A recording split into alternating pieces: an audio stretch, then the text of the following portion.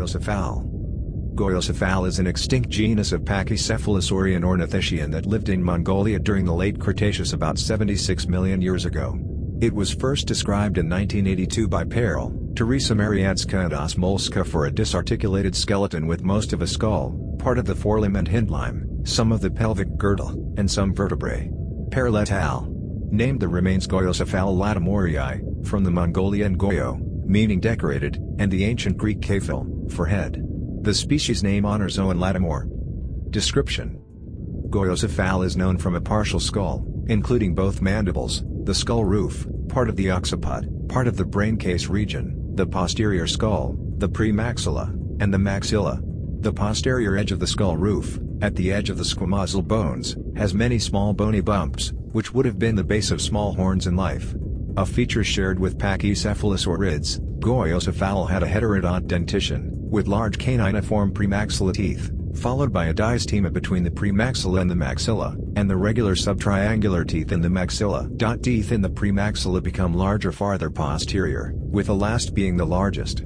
The mandible teeth are similar, with the first tooth being caniniform, and the remainder low and subtriangular.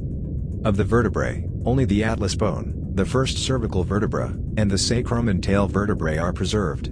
The sacrum includes 4 vertebrae, which are not strongly fused and incomplete. On the ventral surface of the second sacral centrum is a lengthwise ridge, with a groove along its midline.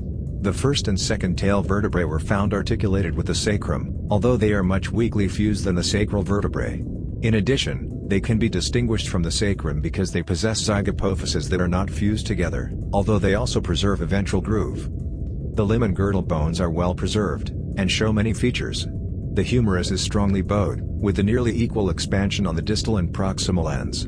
It also shows a thick but weak delta pectoral crest, anterior projection on the humerus, and weakly separated condyles on the distal end. The ilium bone shows a morphology typical for pachycephalosaurs, with a thin and horizontally elongate preacetabular process, front extension of the ilium, and a wide ridge extending outwards from the top edge of the postacetabular process, hind ilium extension. Also, the two preacetabular processes are strongly diverged in dorsal view, and in lateral view the ilium is almost straight and the postacetabular process is subrectangular. The tibia shows a pachycephalosaur design, and no tarsal bones appear to be articulated. The foot of Goyocephale is partially preserved, and at least 3 digits, digits 2, 3 and 4, were present. On each toe, the ungulals are triangular but not recurved, with the ungulate of the third toe being the largest. Classification: Goyocephale is a primitive pachycephalosaurian, and was originally included in the family Homalocephalidae, which united the genus with Homalocephale, which also has a flat skull roof. Goyocephale is distinguished from Homalocephale by its overall proportions, the shape of its supratemporal fenestra, and heterodont dentition, although the two share multiple features. However, many more recent phylogenetic analyses tend to find Homalocephalidae to be a paraphyletic family, with the genera included simply being consecutive branches sister to Pachycephalosauridae, or as consecutive branches primitive to Prenocephale but within Pachycephalosauridae. A cladogram illustrating the latter hypothesis is shown below.